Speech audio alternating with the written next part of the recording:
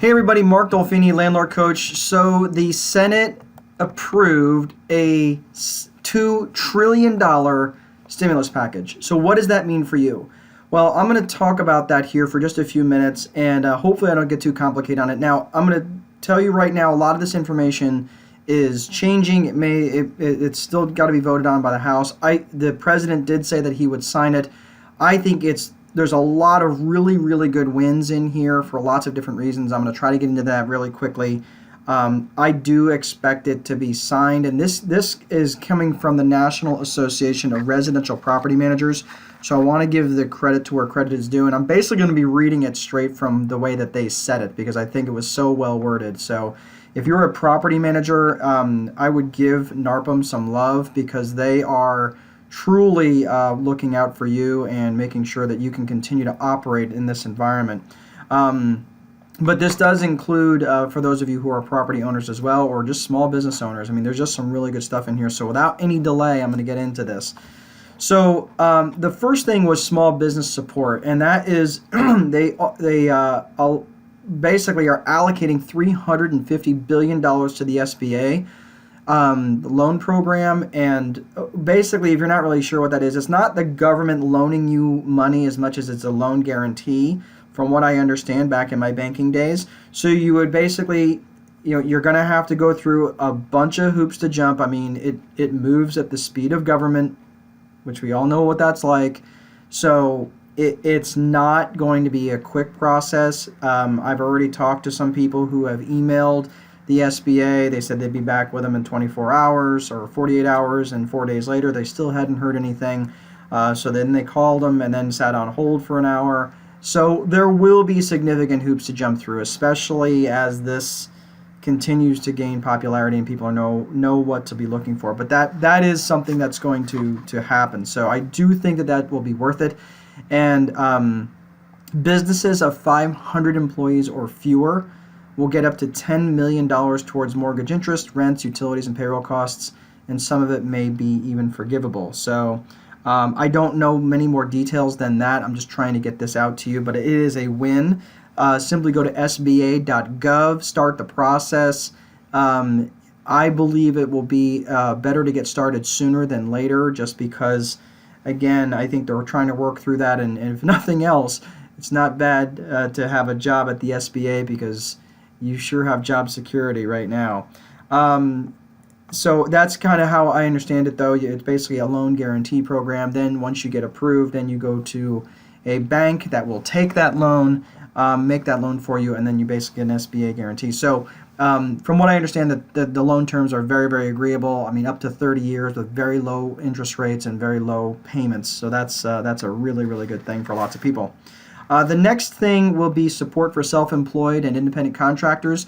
This is freaking amazing because so many years I see when any sort of stimulus packages or help for the little guy comes along, they often forget the guys who were self-employed and independent contractors. This was me for years. I had a job for years and I was the boss and it sucked. Those of you who know, as the landlord coach, I really don't want to make you landlords. I want to make you business owners, right? Get you away from the independent contractor thing. Become a business owner, not being self-employed. But, if you are self-employed, self-employed individuals and independent contractors will get access to unemployment insurance, which is basically what they're calling unemployment on steroids. So it's actually a really, really cool thing. I don't know exactly how it works. You may want to research that a little bit more. If you are operating on your own as a property manager, landlord, business owner, whatever it is, if you're doing work, or if you're even if you're like a contractor type, plumber or electrician, or you're doing work on your own, handyman even, then you may have access to benefits. So definitely look into that.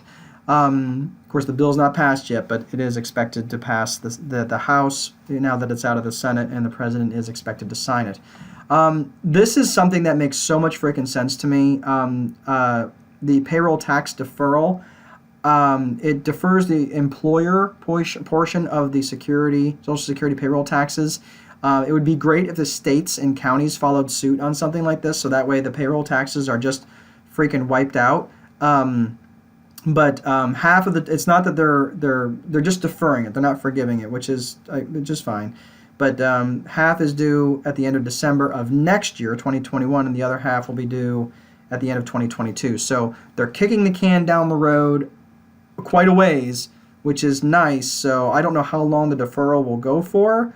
It didn't say here in this in what I received in the writing from NARPM, but it does defer that. So I'm assuming it will defer it for, I don't know, a period of maybe 6 months, 120 days. That I don't know. It just depends on what the language is that's approved. But I'm sure there's more to that.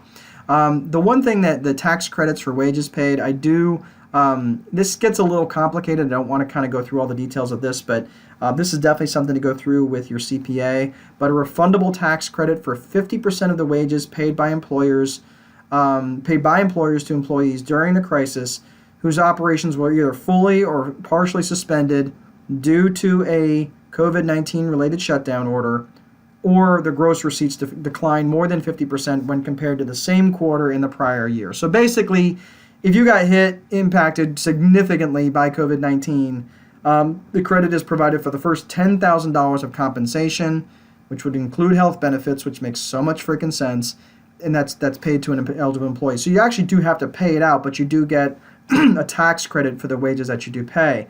But you do have to show proof of loss, which is why, which again is smart, because if my house burns down, I can't just walk in to my insurance guy and say, hey, my house burned down, pay me $200,000. No, you have to show proof of loss. So I think that's sensible, right? Just like I would be asking my residents for proof of loss if their job is out, so I can take that proof of loss and go to my bank and say, hey, they're not paying me, so I can't pay you, and then my bank would work with me. And there's actually a mortgage forbearance thing that comes down, which I want to talk about here in a second. So again, don't just take this as legal or tax advice. Talk to your CPA and see how specifically that it works once the bill has been passed. Then the next is support for families. I think everybody knows about this. Most American families will get checks of $1,200 per adult and an additional $500 per child. I don't know about unborn children. Don't ask me. I didn't write the law. It's probably not that, but whatever. So don't rush out and have babies just for the extra $500. I don't think it would be quite worth that. But your mileage may vary. So make whatever decision you want to make. The next will be mortgage forbearance.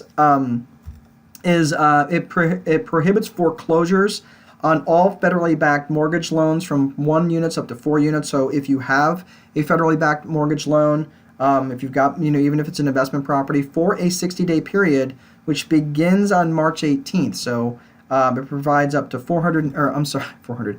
It provides up to 180 days of forbearance for borrowers of a federally backed mortgage loan, 90 days for a federally backed multifamily mortgage loan. So again, if it's 180 days for, looks like what would be a single family, 90 days for federally backed multifamily loans, which would be 5 units or more. Okay, so I got that wrong. Let me back up.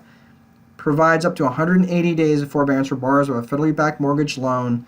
So that would probably be 1 to 4 units, and then 90 days if it's 5 or more units who have experienced financial hardship related to the emergency. So again, it probably wouldn't be a bad idea that if you do have residents that are not able to work, just ask them for proof of loss so you can take that proof of loss and show that this was directly impacted by the COVID-19 issue, right? So I don't think that's too much to ask. So those are really, really good things. I honestly am very impressed by this, because I saw how stimulus packages have come out before, and I was never all that excited about them, because this actually helps us, the little guy, and I'm really excited about that. There is, if you want to look at the negative, and I don't think this is a negative, I just think, they did talk about this, that late fees, evictions, notice to vacate moratorium. So there's a 120-day moratorium on late fees, notices to vacate, evictions for non-payment or rent. Honestly, that makes sense. I don't know why you'd want to be evicting somebody over this stuff anyway, because now you're going to have a vacant unit. I'd rather have somebody that's in there paying the utilities, making sure the property's not, being occupied, but by vagrants or things like that. So I don't think that's a bad thing necessarily. You are going to get, of course, the people that are going to take advantage of this just because the outbreak happened and they still get to work and they still get all the benefits that they would normally be getting, but they still want something from it. I get it. There's just, there's going to be takers everywhere, and there's going to be takers who are on the landlord side too, and shame on you. Don't take advantage of the situation. Just, get all the tools lined up. If you need help, then get help. But if you're not and you're able to make your mortgage loans, I would honestly not. I plan on paying all my mortgages loans as much as I can.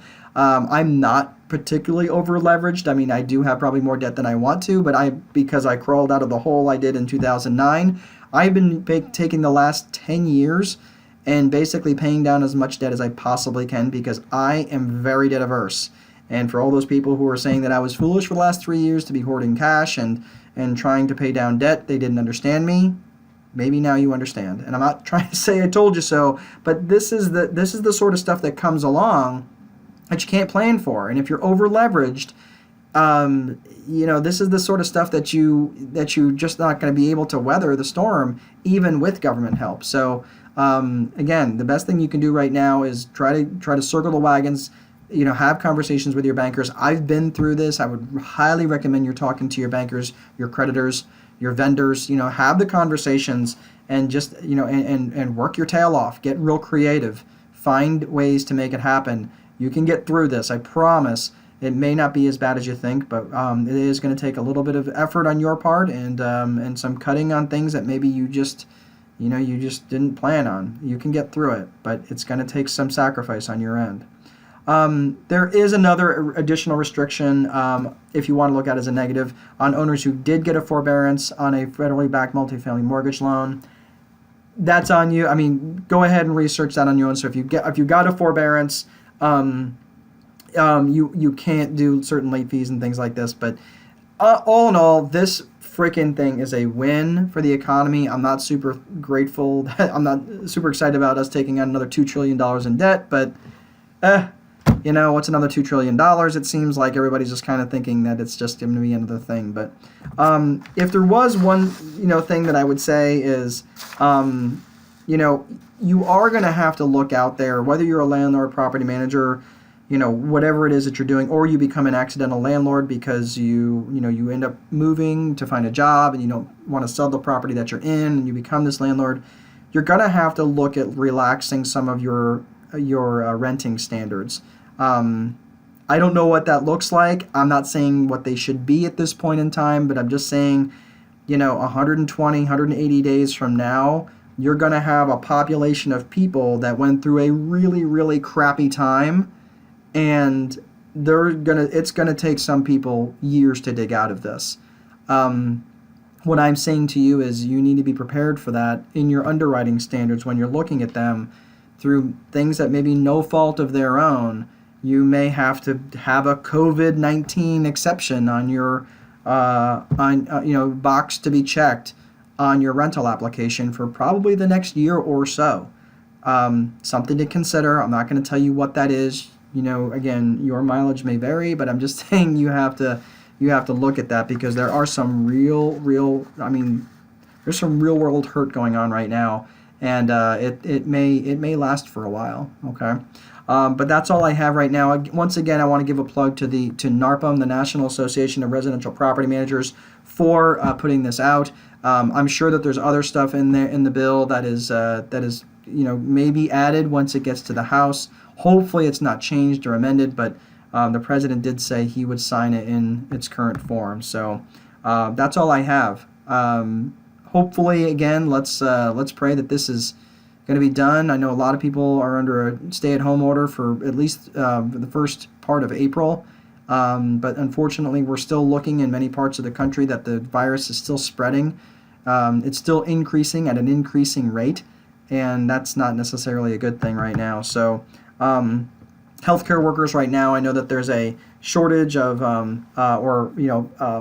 a supply of personal protective equipment, PPE gear, that's for some reason, much of it is manufactured in China, and that makes no sense to me. But again, we need to get a real hard look at our supply chain and understand why the hell we're doing that in the first place. I get it because it's probably cheaper, but things like this related to national security is just and national safety and healthcare, it just flat doesn't make sense to take care of stuff like that. So that's my Sorry, that's my alarm setting here, so it's time for me to go home, get some dinner. Have a great rest of your day, everybody. Please hug your loved ones, take good care, and I'll see you next time.